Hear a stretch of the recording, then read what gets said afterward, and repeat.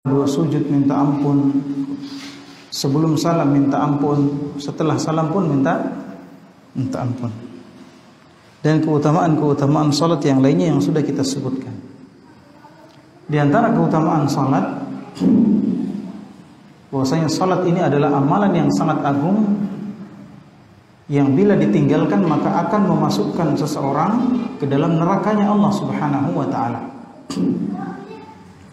Allah Subhanahu wa taala berfirman, "Fa khalafa min ba'dihim khalfun adha'us shalah wattaba'us syahawat fasawfa yalqawna ghayya illa man taba wa amana wa 'amila shalihan." Allah Subhanahu wa taala berfirman setelah dalam surah Maryam itu menceritakan tentang para nabi dan orang-orang saleh. Kemudian Allah mengatakan fa khalafa min ba'dihim khalfun. Allah menjadikan di belakang mereka, di belakang orang-orang saleh dan para nabi itu khalfun, generasi. Adha'us shalah wattaba'us syahawat. Yang generasi itu adha'us shalah, menyia-nyiakan salat, meninggalkan salat, wattaba'us syahawat, dan mereka mengikuti hawa nafsu. Fasawfa yalqawna ghayya, maka mereka akan bertemu dengan ghayya illa man taba wa amana wa 'amila shalihan, kecuali orang yang bertaubat, beriman dan beramal saleh. Di dalam ayat ini yang kita sebutkan, ikhwan fillah azanallahu wa iyyakum, Allah menyebutkan meninggalkan salat terlebih dahulu, kemudian mengikuti hawa nafsu, kemudian masuk neraka ghayya. Jadi susunannya seperti itu. Kata para ulama ketika menjelaskan ayat ini, di sini isyarat yang diberikan oleh Allah Subhanahu wa taala bahwasannya siapa yang meninggalkan salat maka dia akan ditundukkan oleh hawa nafsunya. Siapa yang meninggalkan salat, yang menyia-nyiakan salat, yang memandang enteng salat, dibuka, jangan dibuka. Ya. Orang yang meninggalkan salat maka dia tidak akan kuat melawan hawa nafsunya. Ya. Maka dia akan ditundukkan oleh hawa nafsunya dengan mudah. Dan seseorang kalau sudah ditundukkan oleh hawa nafsu, dia yang ditundukkan, bukan dia yang menundukkan hawa nafsu, maka dia akan bertemu dengan ghayya. Apa itu ghayya?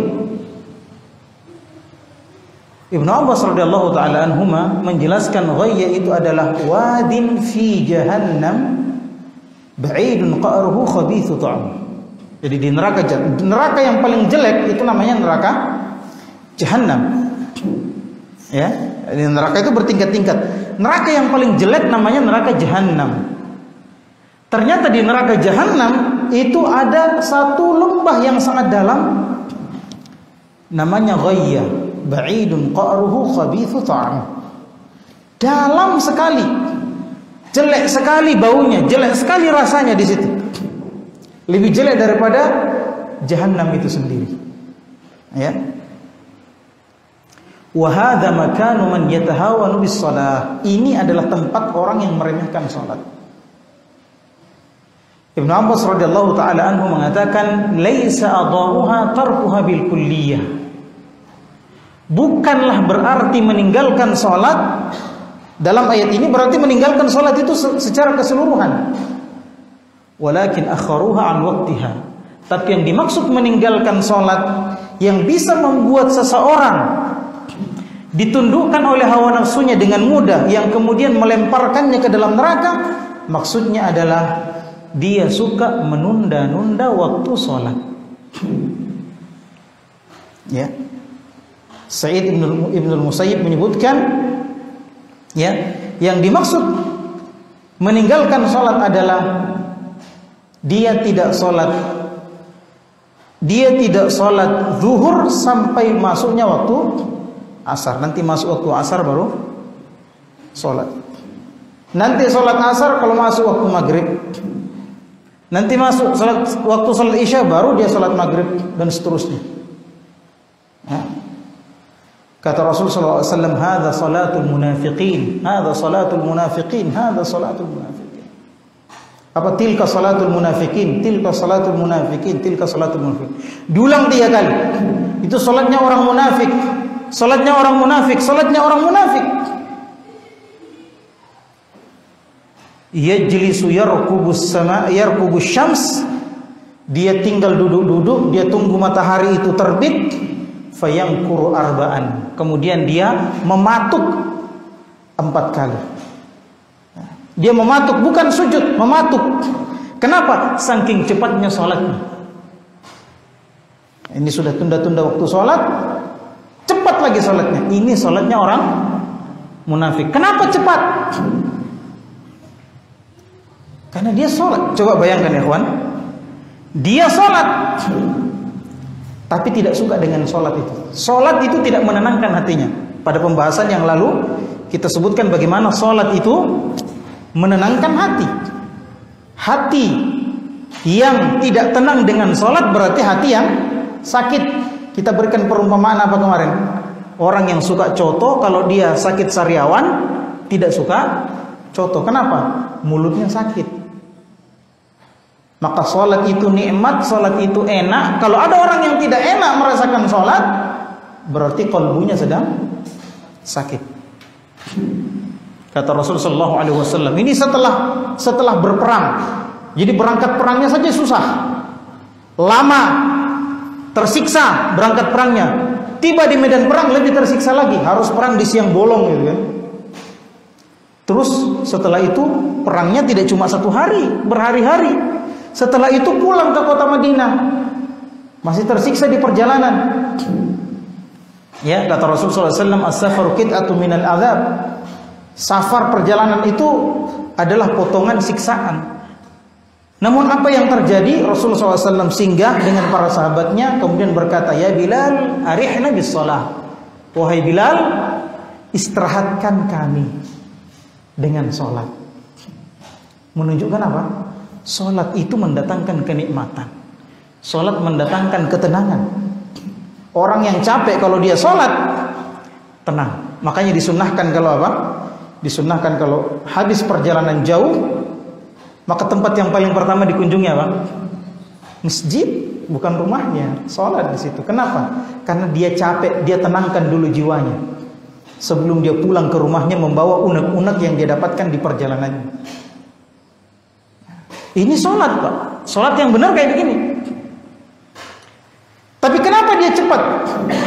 Karena dia sakit kolbunya. Ini ciri-ciri orang munafik. Sebagaimana firman Allah, "Ainal huffaz." Apa kata Allah dalam surah An-Nisa?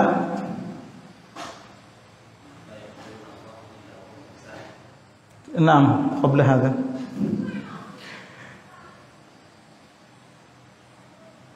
Wa idza qamu ila sholati qamu kusala. Kalau mereka berdiri sholat, mereka berdiri dalam keadaan malas. Malas dia. Kamu kusala. Ya. Apa lagi? La yadhkuruna Allah illa. Coba ada yang bisa bacakan? Afwan.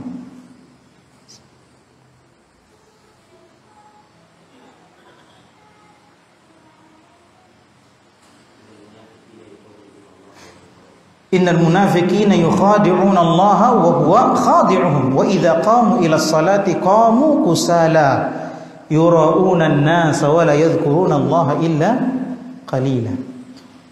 Ya, orang-orang munafik itu mau menipu Allah, padahal Allah sedang menipu dia. Ya. Allah sedang menipu dia. Surah An-Nisa ayat 142. Kalau mereka berdiri untuk sholat, mereka malas. Sebenarnya malas itu. Saking malasnya, ya, mereka tidak malah mendirikan sholat kecuali hanya untuk mendapatkan perhatian manusia. Riya dengan sholatnya. Cuma karena takut dicela manusia, dia datang sholat Jumat gara-gara takut dibilang apa? Oh, masa laki-laki tidak sholat Jumat? Hanya takut celaan seperti itu. Akhirnya dia datang sholat Jumat. Masa ini orang tidak sholat, orang Islam pun tidak sholat. Akhirnya dia datang sholat. Kenapa? Takut celaan manusia. Dia memperlihatkan kepada manusia, ini saya sholat ini. Masya Allah. Yura'unan nas wala yadhkuruna Allah illa qalila. Dalam sholatnya itu dia lebih banyak menghayal. Tidaklah dia mengingat Allah kecuali sedikit saja. Sholat sambil ingat dagangannya. Tadi itu seharusnya 50.000, kenapa saya jual 40? Aduh, kurang lagi untungnya itu. Itu yang diingat dalam sholat. Iya kan? Nah, ciri-ciri sholat orang munafik. Makanya kata Rasul sallallahu alaihi wasallam, Rasul sallallahu alaihi wasallam ketika membacakan ayat fawailul lil musallin alladzina hum apa? Fawailul lil musallin alladzina hum ala salatihim alladzina hum an salatihim sahun. Ya. Kata Allah Subhanahu wa taala, celakalah orang-orang salat. Coba dikatakan mereka salat. Yakni orang yang salat tapi lalai dari salatnya. Sayyid Ibn al-Musayyib,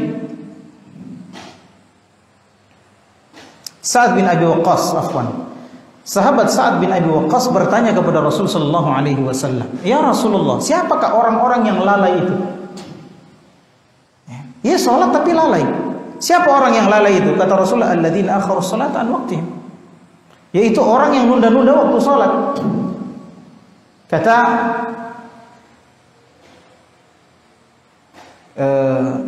Al-Imam Adz-Dzahabi berkata, "Sammahumul musallun." Mereka disebut oleh Allah sebagai orang yang salat. Makanya dikatakan fawailul lil musallin. Celakalah orang-orang salat. Mereka disebut orang-orang salat. Kenapa? Karena memang mereka salat. Memang mereka salat. Akan tetapi karena mereka menyia-nyiakan waktu salat, menunda-nunda waktu salat, maka mereka celaka. Ya, mereka memang salat, tapi mereka tunda-tunda waktu salat, maka mereka celaka. Pak, coba lihat Pak, ini orang yang salat tapi celaka. Bagaimana dengan orang yang tidak salat? Rasulullah SAW bersabda, "Awwalu ma yuhasabu bihil 'abdu yawmal qiyamah min 'amalihi shalah." Amalan yang paling pertama diperiksa pada seorang hamba pada hari kiamat itu salatnya. Kalau salatnya baik, baik semua amalannya. Kalau salatnya rusak, dia salat tapi salatnya rusak, maka rusak semua amalannya. Kalau salatnya tidak ada, apa yang mau diperiksa? Salat, kata orang Bugis, pas sampurna, sampulnya saja tidak ada. Bagaimana mau diperiksa? Sampulnya tidak ada, ya bukunya rusak. Rusak. Apa yang mau diperiksa?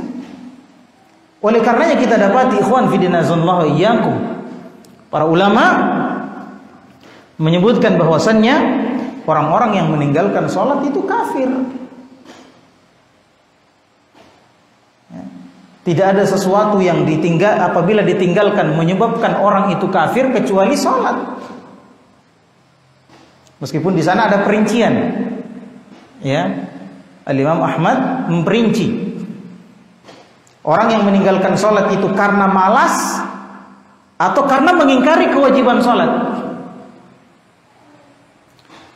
Maka orang yang meninggalkan sholat karena mengingkari kewajiban sholat, kafir, keluar dari Islam. Kenapa? Karena sholat ini wajib berdasarkan nas Al-Quran dan Sunnah.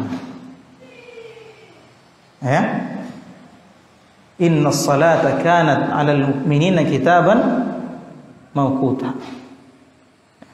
Allah Subhanahu wa taala berfirman, sesungguhnya salat adalah kewajiban yang sudah ditentukan waktunya. Wajiban. Dalam hadis disebutkan, ya, bahwasanya Islam itu apa? Antasyhadu an la ilaha illallah wa anna Muhammadar Rasulullah wa iqamis shalah wa ita'iz zakah Wa shaumi Ramadan wa hajjal baiti man istata'a ilaihi sabila.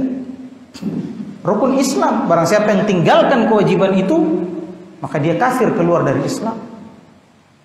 Kata Rasul SAW, al-ahdu bainana wa bainal kufri as-salah, faman tarakaha faqad kafar. Perjanjian, batas antara kita dengan kekufuran. Dalam riwayat yang lain dikatakan, dengan kesyirikan, batasnya adalah apa? Salat. Maka barang siapa yang meninggalkan salat, dia kafir, kata Rasulullah.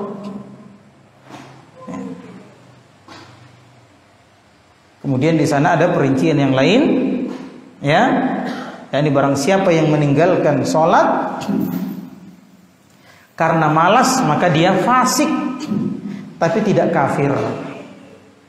Ya, tidak kafir. Meskipun sebagian ulama mengatakan dia tetap kafir berdasarkan dalil-dalil yang tadi, karena dia meninggalkan sholat. Ya. Maka para ulama menyebutkan diantaranya Imam Ahmad, Imam Malik, Imam Syafi'i sepakat.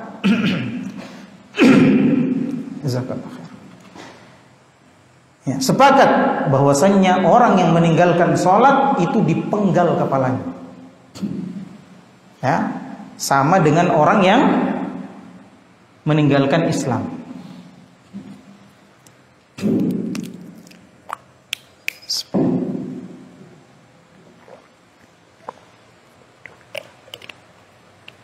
Saya pernah khutbah, Pak, sampaikan itu, ya. Kemudian disebarkan di Maiwa itu bahwasannya ini Ustadz mewajibkan siapa yang meninggalkan sholat harus dipenggal kepalanya. Itu tersebar itu. Wallahu a'lam, sampai sekarang atau sudah hilang itu isu itu. Bahwasanya saya memerintahkan manusia untuk memenggal kepalanya orang yang tidak sholat. Apa seperti itu yang saya katakan? Saya katakan apa? Imam Malik, Imam Ahmad, Imam Syafi'i sepakat. Barang siapa yang meninggalkan sholat maka dipenggal kepalanya. Kalau tegak hukum Allah. Siapa yang penggal kepala? Apa setiap orang? Tidak. Penguasa. Bukan kita. Apalagi saya gitu. Nah, kau tolong jangan disalahpahami. Baik. Ya. Jadi demikian perincian oleh para ulama, tapi ini tetap silang pendapat di kalangan para ulama. Sebagian mengatakan apakah dia meninggalkan sholat karena mengingkari kewajiban sholat atau karena malas, sama-sama kafir berdasarkan nas yang sudah kita bacakan tadi. Akan tetapi ada nas-nas yang lain yang menunjukkan ketidakkafirannya orang-orang tersebut. Ya, ketidakkafirannya orang-orang tersebut, ini pembahasan yang sangat panjang yang tidak mungkin kita bahas pada kesempatan kali ini.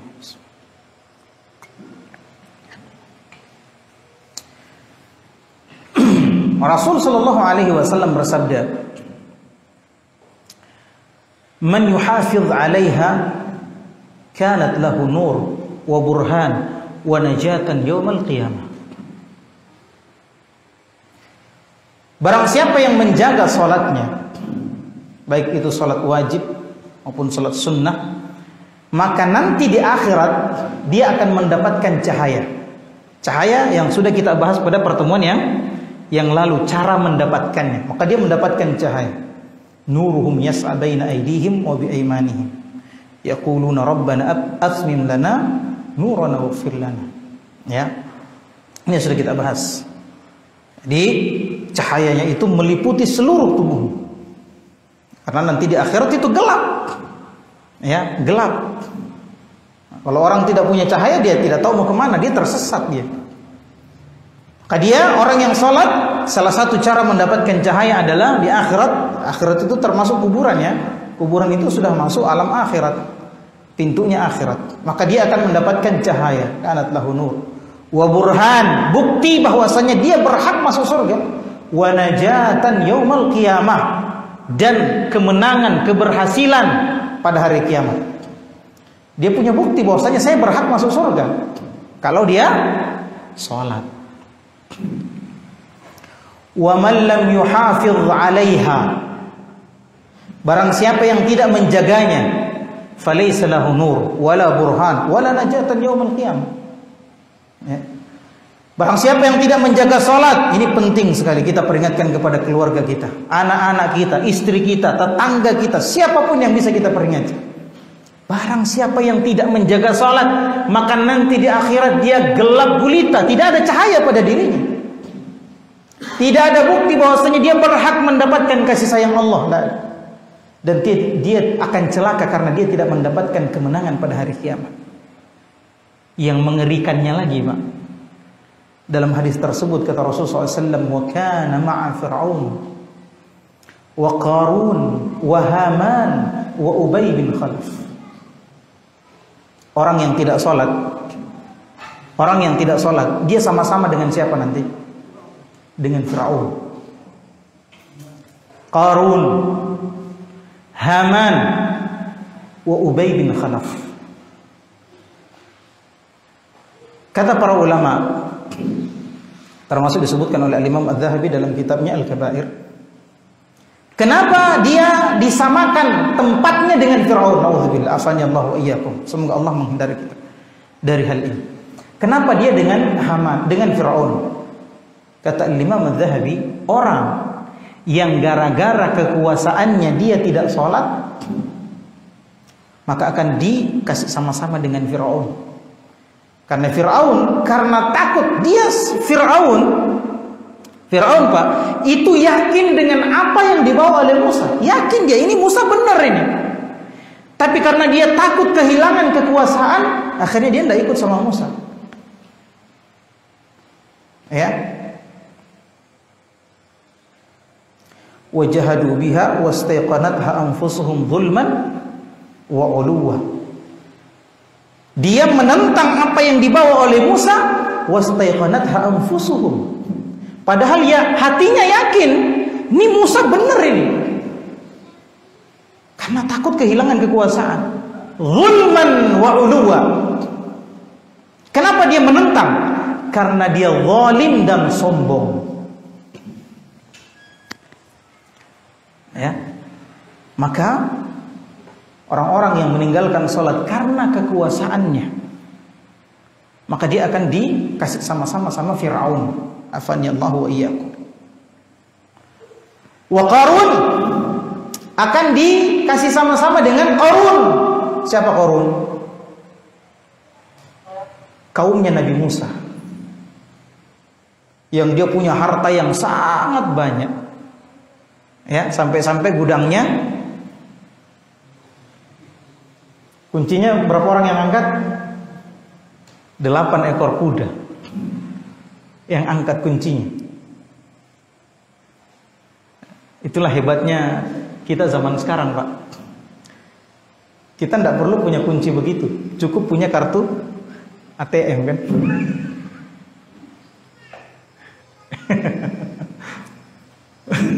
Cukup punya kartu ATM. Itu nggak tahu, Qarun nggak tahu tuh kartu ATM. Ya, Fir'aun nggak tahu yang kayak begini-begini, kipas angin, AC. Fir'aun nggak tahu, Pak. Pakai kipas-kipas dia dulu. Nah, maka kata Imam Adz-Dzahabi, orang yang gara-gara hartanya dia lalai dari sholat, maka dia akan dibangkitkan bersama dengan Qarun. Na'udzubillah. Wa Haman. Haman ini siapa? Ya, Haman siapa? Siapa yang tahu? Jangan Ustadz yang jawab. Haman ini siapa? Perdana menterinya Fir'aun.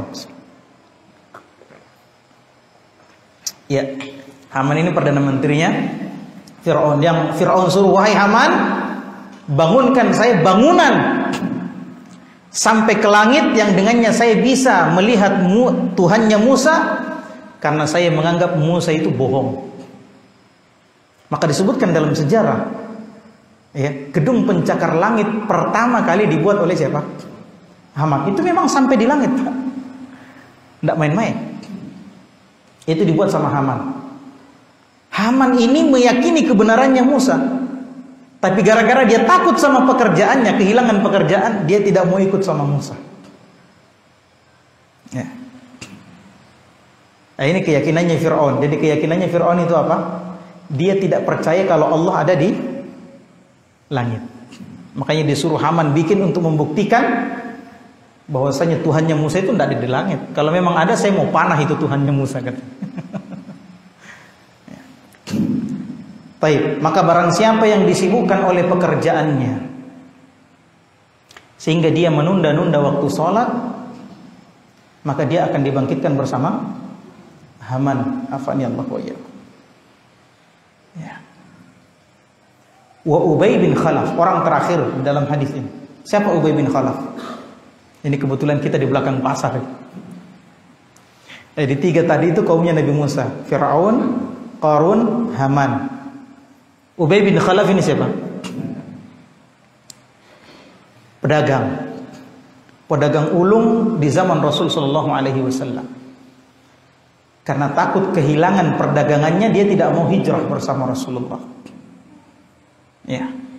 Tidak mau ikut Rasul sallallahu alaihi wasallam. Maka dia dipastikan masuk neraka. Maka orang yang gara-gara dagangannya dia tinggalkan sholat, hati-hati. Ya, dia akan dibangkitkan bersama Ubay bin Khalaf. Ikhwan fillah azanallahu wa iyyakum.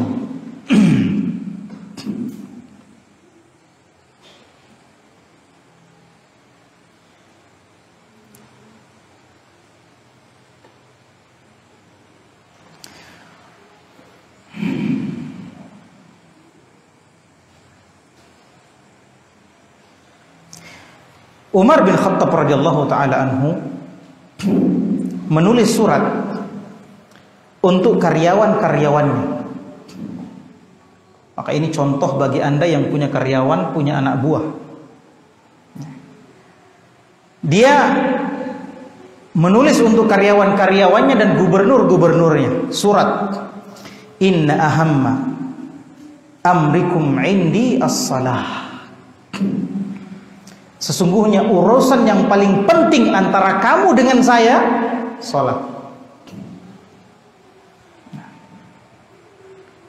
Yang paling pertama saya perintahkan kepada kalian adalah salat.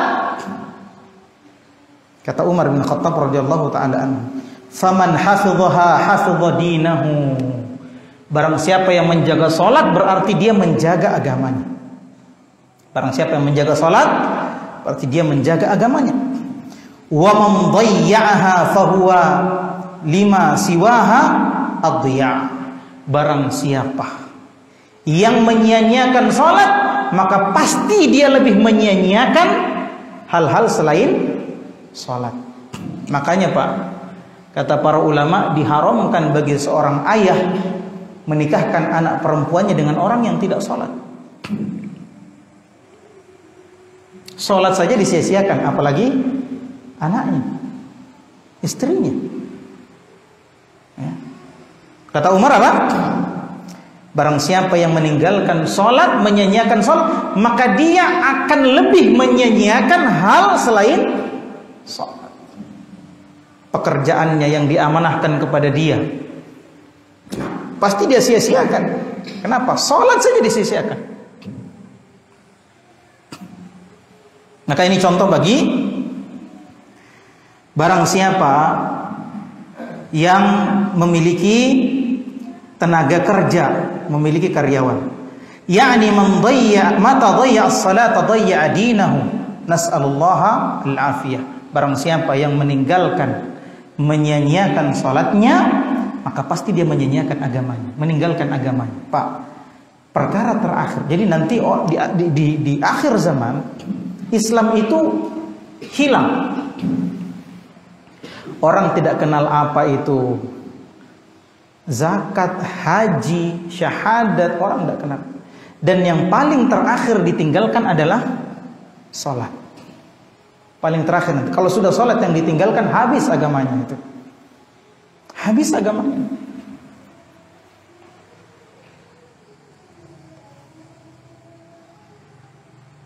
Kata Syekh bin Baz rahimahullahu ta'ala, wala tajidu insanan yatahawanu bis-salati illa wa huwa mutahawinun bidinihi fahiya alamatut tahawun wa alamatul muhafadzah. Kata Rasul kata Syekh bin Baz rahimahullahu taala, kamu tidak akan mendapatkan seseorang yang kecuali maka salat itu menjadi tanda yang apakah dia menjaga atau meremehkan agamanya. Ya.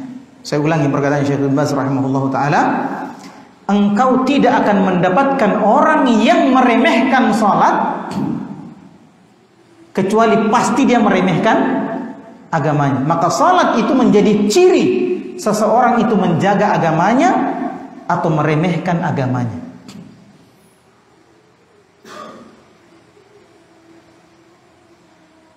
Man hafadha 'alaiha hafadha 'ala baqiyatid din wastaqama amrahu wa man dayya'aha wa tahawana biha tahawana bi baqiyatid din.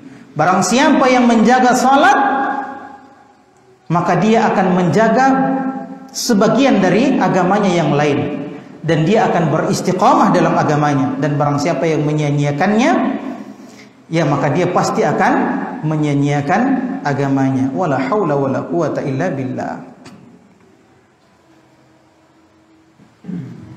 Jam berapa masuk Isya? Lagi berapa menit? Lagi 12, benar. Itu cepat sekali tuh.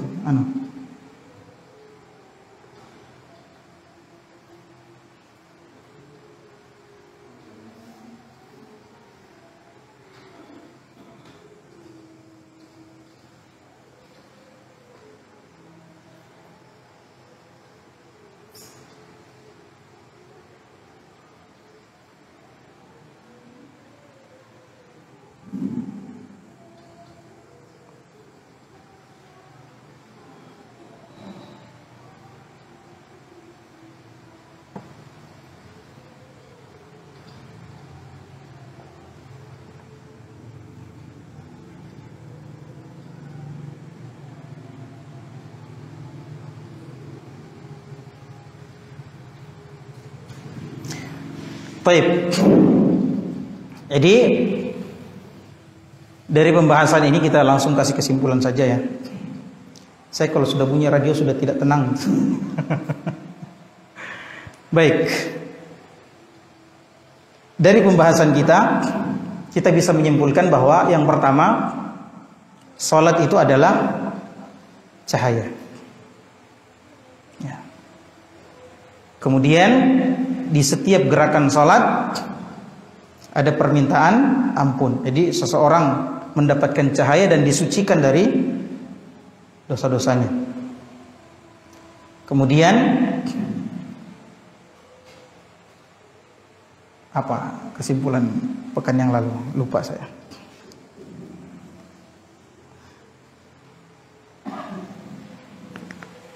Kemudian ikhwan fillah azanallahu ayyakum, salat adalah amalan yang paling pertama yang akan diperiksa pada seorang hamba. Kalau salatnya bagus, bagus semuanya. Kalau salatnya rusak, maka rusak semuanya. Kalau salatnya tidak ada, ya tidak perlu diperiksa, kan gitu. Kemudian orang yang meninggalkan salat dibagi dua oleh para ulama. Sebagian mengatakan ya semuanya, apakah dia meninggalkan salat karena mengingkari kewajibannya atau karena malas, maka kafir berdasarkan nas-nas yang sudah kita baca. Ya. Kemudian sebagian mengatakan maka tidak kafir bagi orang yang tidak mengingkari kewajibannya. Ya, tidak kafir bagi orang yang tidak mengingkari kewajiban salat. Akan tetapi dia fasik. Ya fasik. Tepatnya juga neraka, ujung-ujungnya ke sana juga kan gitu. Iya. Bagi orang yang mengingkari kewajibannya maka dia kafir, ini disepakati oleh para ulama. Adapun orang yang meninggalkan salat karena malas, maka sebagian mengatakan dia kafir dan sebagian mengatakan dia fasik, tidak keluar dari Islam. Ya. Kemudian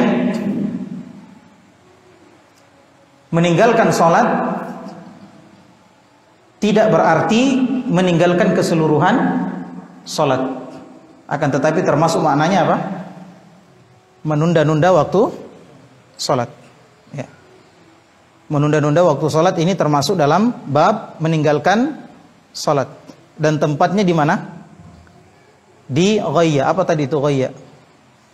Sebuah lembah di neraka jahanam yang sangat dalam dan sangat jelek baunya. Wa hadza makanu man yatahawanu bis shalah. Kemudian tadi di dalam ayat disebutkan fawailun lil musallin. Wail ini sebagian menerjemahkan wail dengan apa?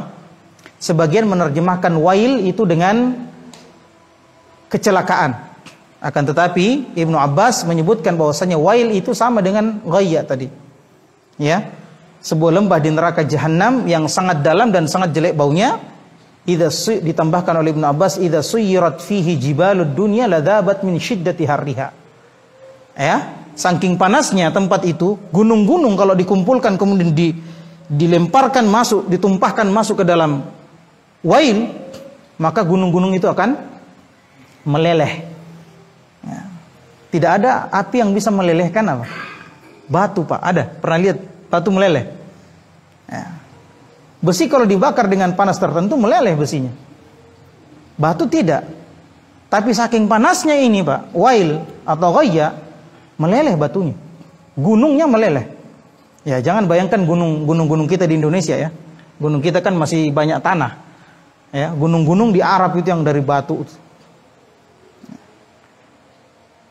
Kemudian apa lagi? Siapa yang bisa sebutkan kesimpulannya? Ya, jadi tidak hanya meninggalkan sholat secara keseluruhan bukan berarti betul-betul tidak sholat, tapi apa? Tapi menyanyiakan waktu sholat. Kemudian sholatnya orang munafik, ya, di antara ciri-ciri sholatnya orang munafik adalah malas ketika sholat, sehingga ketika dia sholat dia tidak menyempurnakan sholatnya. Dia tidak memberikan hak-haknya pada sholat. Dia tidak banyak berzikir di dalam sholatnya. Zikir tapi sedikit. Mungkin takbir Allahu Akbar, sami Allahu liman. Itu saja zikirnya. Ya, adapun bacaan-bacaan sholat dia tidak baca. Ketika imam membaca surah, dia malah menghayal. Ya. Nah, suatu ketika Utsman bin Affan radhiyallahu taala anhu datang kepada Rasul sallallahu alaihi wasallam mengadukan tentang keadaannya Utsman ketika sholat. Ya Rasulullah, kalau sholat itu saya tiba-tiba ingat ini dengan ini. Jadi dalam sholat itu ada jin khusus, namanya khanzab atau khinzib. Sebagian mengatakan khinzib, sebagian mengatakan khanzab. Ini jin khusus yang mengganggu orang sholat. Tadi di kajian ba'da asar kita sebutkan nama-nama jin ya. Nah, ini jin khusus mengganggu orang sholat, namanya khanzab. Kata Rasulullah SAW, dzalika huwal khanzab. Yang sengaja memang mengganggu orang ketika sholat. Membuat orang ingat terhadap apa? Membuat orang ingat terhadap perkara-perkaranya di luar sholat. Maka kata Rasulullah SAW, kalau kamu diganggu oleh khanzab, ya, maka ucapkanlah a'udzubillahi minasyaitonirrajim, kemudian meludah ke kiri ringan sebanyak 3 kali. Jangan ringan saja. Yang di samping kalau kena ya risiko. Ya. Memang konsep ini juga berbahaya, Pak. Ya, sebenarnya ini kita mau bahas semua. Ya, keadaan-keadaan di sholat, bagaimana ketika sujud, bagaimana. Tapi waktu kita tentu saja tidak muat ya. Tapi karena sudah terlanjur kita sebutkan, kita bahas. Ada satu contoh. Di zamannya Imam Abu Hanifah. Ya. Jadi dulu itu orang, Pak, kalau pergi naik haji, dulu kan tidak ada bank. Nah, kalau pergi naik haji itu dia titipkan uangnya sama orang. Iya. Dia titipkan uangnya sama orang, atau dia sembunyikan, dia timbun. Nah, ada orang yang mau pergi haji karena haji itu lama, berbulan-bulan atau bahkan bertahun-tahun di sana. Ya. Ada orang mau pergi haji, dia timbun uangnya. Kemudian dia pergi haji. Setelah dia pulang haji, dia cari uangnya, tidak dapat-dapat. Tidak dapat-dapat. Kata Imam Abu Hanifah, kalau begitu sholat kau nanti malam, bangun sholat ya. Disuruh bangun sholat malam. Baru rakaat pertama akhirnya dia ingat, oh iya, saya simpan di situ. Besoknya dia tanya, dia gali, betul ada di situ. Dia tanya Imam Abu Hanifah, kenapa kamu tahu? Kata Imam Abu Hanifah, syaitan itu tidak akan membiarkan kamu untuk khusyuk. Apapun akan digunakan untuk mengganggumu. Ya. Maka kalau sholat itu muncul semua itu. Ya, mantan-mantannya ketika dia masih sekolah muncul semua. Utangnya muncul, dendamnya sama orang muncul gitu kan. Cita-citanya muncul semua. Itu gangguan siapa? Siapa namanya? Khanzab atau khinzib. Ya, sebagian menyebut khanzab, sebagian menyebut khinzib. Maka caranya bagaimana tadi? Ta'awudz, kemudian meludah ringan ke kiri sebanyak 3 kali. Ya bukan meludah besar ya, karena tidak boleh meludah dalam masjid.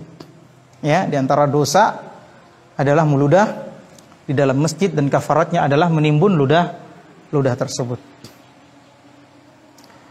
Apalagi? Sudah ya? Baik, kita istirahat. Subhanakallahumma bihamdik asyhadu an la ilaha illa anta astaghfiruka wa atubu ilaik. Wa akhiru da'wana alhamdulillahi rabbil alamin. Apa ini lobet ya?